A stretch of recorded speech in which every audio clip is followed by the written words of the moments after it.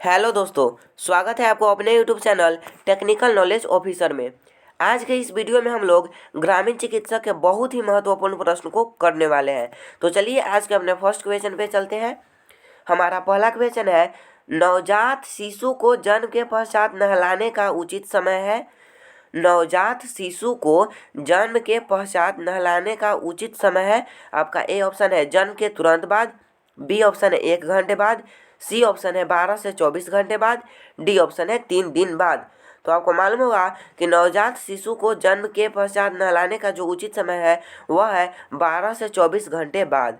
इसलिए C option आपका बिल्कुल राइट आंसर हो जाएगा 12 से 24 घंटे बाद। चलिए नेक्स्ट क्वेश्चन की ओर बढ़ते हैं। हमारा अगला क्वेश्चन है, मानव शरीर का सामान्य तापमान कितना होता है। मानव शरीर का सामान्य तापमान कितना होता है। आपका ए ऑप्शन है 35 डिग्री सेल्सियस, बी ऑप्शन है 37 डिग्री सेल्सियस, सी ऑप्शन है 47 डिग्री सेल्सियस, डी ऑप्शन है 65 डिग्री सेल्सियस। तो आपको मालूम होगा कि मानव शरीर का जो सामान्य तापमान है वह 37 डिग्री सेल्सियस है। मानव शरीर का सामान्य तापमान कितना है, 37 डिग्री सेल्सियस है। इसलिए आपका बी ऑप्शन सही हो जाएगा 37 डिग्री सेल्सियस। 37 डिग्री सेल्सियस आपका राइट आंसर हो जाएगा। चलिए नेक्स्ट क्वेश्चन की ओर बढ़ते हैं। और जिस विटामिन से हमें भूख लगती है वह विटामिन है। जिस विटामिन से हमें भूख लगती है वह विटामिन है। आपका ए ऑप्शन है विटामिन ए, बी ऑप्शन है आपका विटामिन B12, सी ऑप्शन है आपका विटामिन ई, डी ऑप्शन है आपका विटामिन डी। तो आपको मालूम होगा कि जिस विटामिन से हमें भूख लगती है वह है विटामिन B12। जिस विटामिन से हमें भूख लगती है वह है विटामिन B12। इसलिए बी ऑप्शन आपका बिल्कुल राइट आंसर हो जाएगा विटामिन B12। इसलिए बी ऑप्शन आपका बिल्कुल राइट आंसर हो जाएगा। देखिए कमेंट भी करते रहिएगा जिससे आपको पता चले कि आपका कितना सही हो रहा है। चलिए नेक्स्ट क्वेश्चन की ओर बढ़ते हैं। पानी में घुलनशील विटामिन है। आपका ए ऑप्शन है विटामिन ए, बी ऑप्शन है आपका विटामिन डी, सी ऑप्शन है आपका विटामिन ई, डी ऑप्शन है आपका इनमें से सभी। इसका जल्दी से कमेंट में आंसर बताइए जिससे आपको पता चले आपका कितना सही होता है और कितना सही हो रहा है। चलिए इसके आंसर को हम देख लेते हैं। पानी में घुलनशील विटामिन है और वह है जो आपका विटामिन ए भी घुलनशील है, विटामिन डी भी घुलनशील है और विटामिन ई भी घुलनशील है। इसलिए आपका जो राइट आंसर है वह डी है, इनमें से सभी। क्योंकि पानी में कौन कौन सा विटामिन घुलनशील है, विटामिन ए भी घुलनशील है, विटामिन डी भी घुलनशील है और विटामिन ई भी घुलनशील है। इसलिए राइट आंसर आपका डी ऑप्शन सही हो जाएगा, इनमें से सभी। चलिए नेक्स्ट क्वेश्चन की ओर बढ़ते हैं। गाजर से हमें कौन सा विटामिन प्राप्त होता है। गाजर से हमें कौन सा विटामिन प्राप्त होता है। आपका ए ऑप्शन है विटामिन ए, बी ऑप्शन है आपका विटामिन बी, सी ऑप्शन है आपका विटामिन सी, डी ऑप्शन है आपका विटामिन डी। तो आपको मालूम होगा कि गाजर से हमें विटामिन ए प्राप्त होता है। गाजर से हमें कौन सा विटामिन प्राप्त होता है, विटामिन ए प्राप्त होता है। तो अब इसलिए ए ऑप्शन आपका बिल्कुल राइट आंसर हो जाएगा विटामिन ए। चलिए नेक्स्ट क्वेश्चन की ओर बढ़ते हैं। और अब जो क्वेश्चन है हमारा वह रिक्त स्थानों की पूर्ति कीजिए। रिक्त स्थानों की पूर्ति करें या कीजिए। ये वाला हमारा क्वेश्चन है थायरोक्सिन डैश द्वारा स्रावित होती है। थायरोक्सिन डैश द्वारा स्रावित होती है। जल्दी से इसका आंसर को कमेंट में बतलाइए। चलिए इसके आंसर को देख लेते हैं। थायरोक्सिन जो है थायराइड द्वारा स्रावित होती है। थायरोक्सिन किसके द्वारा स्रावित होती है दोस्तों, थायराइड द्वारा, थायराइड द्वारा स्रावित होता है। इसलिए आपका राइट आंसर थायराइड हो जाएगा। चलिए नेक्स्ट क्वेश्चन की ओर बढ़ते हैं। सदाबहार फूल डैश को नियंत्रित करता है। मतलब क्वेश्चन पूछ रहा है कि जो सदाबहार फूल है वह किसको नियंत्रित करता है। सदाबहार फूल डैश को नियंत्रित करता है। जल्दी से आंसर को कमेंट में लिखिए। चलिए इसके आंसर को देख लेते हैं। सदाबहार फूल जो है वह उच्च रक्तचाप को नियंत्रित करता है। सदाबहार फूल जो है वह उच्च रक्तचाप को नियंत्रित करता है। चलिए नेक्स्ट क्वेश्चन की ओर बढ़ते हैं। हमारा अगला क्वेश्चन है, विटामिन डी डैश की उपस्थिति में डैश द्वारा बनता है। विटामिन डी डैश की उपस्थिति में डैश द्वारा बनता है। आपको जल्दी से इसका आंसर को कमेंट में लिखना है। जल्दी से लिखिए जिससे आपको पता चले कि आपका कितना सही हो रहा है। चलिए इसके आंसर को देख लेते हैं। विटामिन डी जो है वह सूर्य के प्रकाश की उपस्थिति में शरीर के द्वारा बनता है। विटामिन डी जो है वह सूर्य के प्रकाश में विटामिन डी जो है वह सूर्य के प्रकाश में विटामिन डी सूर्य के प्रकाश की उपस्थिति में शरीर के द्वारा बनता है। आपका मतलब जो क्वेश्चन था कि विटामिन डी किसकी उपस्थिति में किसके द्वारा बनता है, विटामिन डी किसकी उपस्थिति में किसके द्वारा बनता है, तो आपका आंसर है विटामिन डी सूर्य की प्रकाश की उपस्थिति में शरीर के द्वारा बनता है। चलिए नेक्स्ट क्वेश्चन की ओर बढ़ते हैं। अब विटामिन ए का मुख्य कार्य हमारे नेत्रों को स्वस्थ रखना है। विटामिन ए का मुख्य कार्य हमारे नेत्रों को स्वस्थ रखना है। मतलब क्वेश्चन यह पूछ रहा था कि विटामिन ए का मुख्य कार्य क्या है, तो वह नेत्रों को स्वस्थ रखना है। चलिए नेक्स्ट क्वेश्चन की ओर बढ़ते हैं। बोतल के दूध से बच्चों में डैश तथा डैश का अभाव हो सकता है। तो आपको बतलाना है कि किसका अभाव होता है। चलिए इसके आंसर को जल्दी से कमेंट बॉक्स में लिखिए। चलिए इसके आंसर को देख लेते हैं। बोतल के दूध से बच्चों में वृद्धि तथा विकास का अभाव हो सकता है। बोतल के दूध से बच्चों में वृद्धि तथा विकास का अभाव हो सकता है। बोतल के दूध से बच्चों में वृद्धि तथा विकास का अभाव हो सकता है, इसलिए आपका राइट आंसर वृद्धि तथा विकास हो जाएगा। चलिए नेक्स्ट क्वेश्चन की ओर बढ़ते हैं। हमारा अगला क्वेश्चन है, डैश कैंसर के उपचार का एक तरीका है। मतलब क्वेश्चन यह पूछ रहा है कि डैश कैंसर के उपचार का एक तरीका है। तो इसके आंसर को आपको जल्दी से कमेंट बॉक्स में बतलाना है। चलिए इसके आंसर को देख लेते हैं। डैश कैंसर के उपचार का एक तरीका है, तो वह क्या हो जाएगा, कीमोथेरेपी। कीमोथेरेपी कीमोथेरेपी कैंसर के उपचार का एक तरीका है। कैंसर के उपचार का एक तरीका है, वह क्या है, कीमोथेरेपी है। कीमोथेरेपी है। कीमोथेरेपी कैंसर के उपचार का एक तरीका है। चलिए नेक्स्ट क्वेश्चन की ओर बढ़ते हैं। हमारा अगला क्वेश्चन है, डेंगू रोग डैश के कारण फैलता है। डेंगू रोग डैश के कारण फैलता है। तो डेंगू रोग जो है वह किसके कारण फैलता है, वह मच्छर के कारण फैलता है, इसलिए आपका राइट आंसर मच्छर हो जाएगा। डेंगू रोग किसके कारण फैलता है, मच्छर के द्वारा फैलता है, मच्छर के कारण फैलता है। चलिए नेक्स्ट क्वेश्चन की ओर बढ़ते हैं। हमारा अगला क्वेश्चन है, 3 सप्ताह से अधिक दिनों तक खांसी होना डैश रोग का प्रमुख लक्षण है। 3 सप्ताह से अधिक दिनों तक खांसी होना डैश रोग का प्रमुख लक्षण है। 3 सप्ताह से अधिक दिनों तक खांसी होना डैश रोग का प्रमुख लक्षण है। तो आपको बतलाना है कि 3 सप्ताह से अधिक दिनों तक जब खांसी होता है तो वह किस रोग का प्रमुख लक्षण है।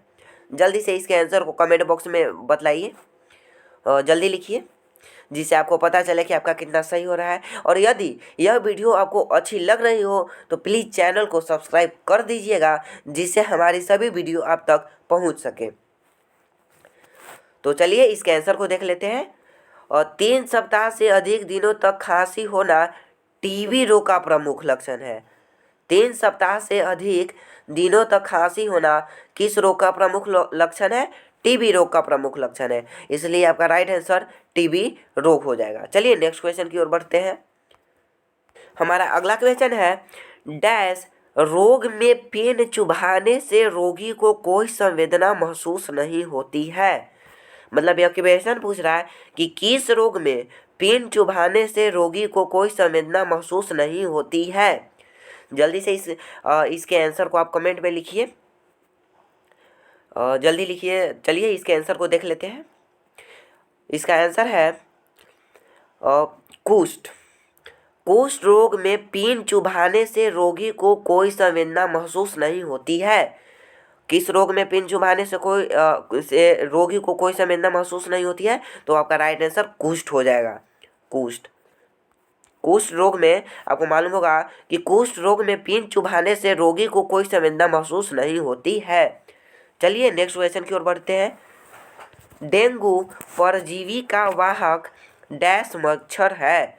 डेंगू परजीवी का वाहक डैश मच्छर है। जल्दी से इसके आंसर को कमेंट बॉक्स में लिखिए। चलिए इसके आंसर को देख लेते हैं। डेंगू परजीवी का वाहक एडिस मच्छर है। डेंगू परजीवी का वाहक एडिस मच्छर है, इसलिए आपका राइट आंसर एडिस सही हो जाएगा। डेंगू परजीवी का वाहक एडिस मच्छर है। डेंगू परजीवी का वाहक क्या है? एडिस मच्छर है। क्या है? एडिस मच्छर है, इसलिए राइट आंसर आपका एडिस हो जाएगा। चलिए नेक्स्ट क्वेश्चन की ओर बढ़ते हैं। हमारा अगला क्वेश्चन है, निम्नलिखित कथनों के सामने सही अथवा गलत का निशान लगाएं। और अब अगला हमारा जो क्वेश्चन होगा उसमें सही अथवा गलत वाला है, उसमें आपको निशान लगाना है। चलिए क्वेश्चन को देखते हैं। मांसपेशियों में कठोरता और शरीर में ऐंठन दर्द टिटनेस के कारण होता है। मांसपेशियों में कठोरता और शरीर में ऐंठन दर्द टिटनेस के कारण होता है। तो आपको बतलाना है कि यह जो लिखा हुआ है यह सही लिखा हुआ है या गलत लिखा हुआ है। तो आपको मालूम होगा कि मांसपेशियों में कठोरता और शरीर में ऐंठन दर्द टिटनेस के कारण ही होता है, इसलिए ये ऑप्शन आपका बिल्कुल राइट आंसर हो जाएगा। ये सही, यह बिल्कुल सही लिखा हुआ है। यह बिल्कुल सही लिखा हुआ है क्योंकि मांसपेशियों में कठोरता और शरीर में ऐंठन दर्द टिटनेस के कारण ही होता है, इसलिए ए ऑप्शन आपका बिल्कुल राइट आंसर हो जाएगा। चलिए नेक्स्ट क्वेश्चन की ओर बढ़ते हैं। गंभीर रूप से पीड़ित डायरिया के मरीज को डॉक्टर के पास ले जाना चाहिए। आपको मालूम होगा कि गंभीर रूप से पीड़ित डायरिया के मरीज को डॉक्टर के पास ले जाना चाहिए, यह बिल्कुल सही लिखा हुआ है, इसलिए ए ऑप्शन आपका बिल्कुल राइट आंसर हो जाएगा सही। ए ऑप्शन आपका बिल्कुल राइट आंसर हो जाएगा सही, क्योंकि गंभीर रूप से पीड़ित डायरिया के मरीज को डॉक्टर के पास ले जाना चाहिए। चलिए नेक्स्ट क्वेश्चन की ओर बढ़ते हैं। हैजा दूषित हवा से फैलता है। हैजा दूषित हवा से फैलता है। तो आपको मालूम होगा कि जो हैजा है वह दूषित हवा से नहीं फैलता है, इसलिए आपका बी ऑप्शन सही हो जाएगा। यह गलत लिखा हुआ है। बी ऑप्शन आपका बिल्कुल राइट आंसर हो जाएगा गलत। यह गलत लिखा हुआ है क्योंकि हैजा दूषित हवा से नहीं फैलता है। चलिए नेक्स्ट क्वेश्चन की ओर बढ़ते हैं। जन्म के समय थाइमरा ग्रंथि अपेक्षाकृत छोटी होती है। जन्म के समय थाइमरा ग्रंथि अपेक्षाकृत छोटी होती है। तो आपको बतलाना है कि यह जो लिखा हुआ है यह सही लिखा हुआ है या गलत लिखा हुआ है। तो आपको मालूम होगा कि जन्म के समय थाइमरा ग्रंथि अपेक्षाकृत छोटी नहीं होती है, इसलिए बी ऑप्शन आपका बिल्कुल राइट आंसर हो जाएगा गलत। यह जो लिखा हुआ है यह बिल्कुल गलत लिखा हुआ है। चलिए नेक्स्ट क्वेश्चन की ओर बढ़ते हैं। तनाव से मुक्ति का अर्थ है अच्छा मानसिक स्वास्थ्य। तनाव से मुक्ति का अर्थ है अच्छा मानसिक स्वास्थ्य। तो आपको मालूम होगा कि यह जो लिखा हुआ है बिल्कुल सही लिखा हुआ है, इसलिए ए ऑप्शन आपका बिल्कुल राइट आंसर हो जाएगा सही, क्योंकि तनाव से मुक्ति का अर्थ है अच्छा मानसिक स्वास्थ्य। चलिए नेक्स्ट क्वेश्चन की ओर बढ़ते हैं। और निम्नलिखित प्रश्नों के उत्तर दें। मानव, यह जो क्वेश्चन है यह लिखने वाला प्रश्न है। मानव शरीर विज्ञान किसे कहते हैं? मानव शरीर विज्ञान किसे कहते हैं? आपको बतलाना है कि मानव शरीर विज्ञान किसे कहते हैं। जल्दी से इसके आंसर को कमेंट बॉक्स में लिखिए, और जिससे आपको पता चले आपकी तैयारी किस प्रकार की है और हमें भी पता चले कि आपकी तैयारी किस प्रकार से है, और उसी तरह के वीडियो हम आपके लिए लाते रहेंगे। मानव शरीर विज्ञान किसे कहते हैं? पहले मैं आपको एक बात बतला दूं कि जो एक भैया जी हैं जो कि प्रत्येक क्वेश्चन मतलब सभी क्वेश्चन का आंसर बहुत ही अच्छे ढंग से दे देते हैं। कमेंट बॉक्स में बहुत ही अच्छे ढंग से लिखते हैं और उनका लगभग सभी क्वेश्चन सही हो जाता है।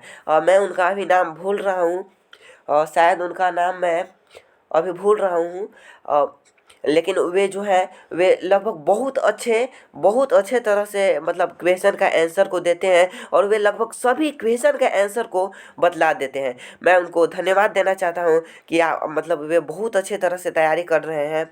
तो उन्हीं के जैसा आप लोग भी तैयारी कीजिए और कमेंट बॉक्स में आंसर को अपना लिखिए, जिससे आपको पता चले कि आपकी तैयारी किस प्रकार की है। चलिए इसके आंसर को देख लेते हैं।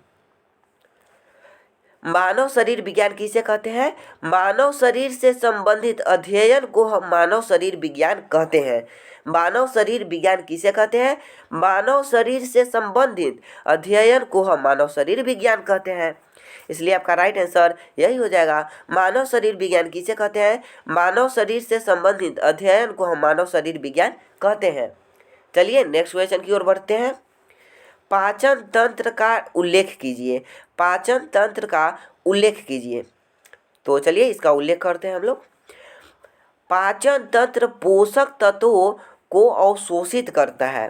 पाचन तंत्र पोषक तत्वों को अवशोषित करता है जिनका प्रयोग प्रत्येक कोशिका द्वारा किया जा सकता है। पाचन तंत्र पोषक तत्वों को अवशोषित करता है। जो पाचन तंत्र है वह पोषक तत्वों को अवशोषित करता है जिनका प्रयोग प्रत्येक कोशिका द्वारा किया जा सकता है। शरीर की कोशिकाएं खाए गए भोजन से पोषक तत्वों को अवशोषित नहीं कर सकती है। भोजन को पदार्थ में परिवर्तन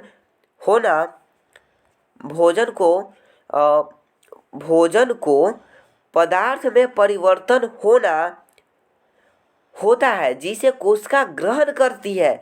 भोजन को प्रयुक्त पदार्थ में परिवर्तन होने की इस प्रक्रिया को पाचन कहते हैं। पाचन प्रक्रिया के पश्चात पोषक तत्व रक्त सरिता में प्रवाहित होते हैं। आंत्र से रक्त में पोषक तत्वों के इस स्थानांतरण को अवशोषण कहते हैं। इस प्रकार पाचन तथा अवशोषण पाचक प्रणाली के दो मुख्य कार्य हैं। एक बार फिर से हम इस क्वेश्चन को देख लेते हैं। पाचन तंत्र का उल्लेख कीजिए।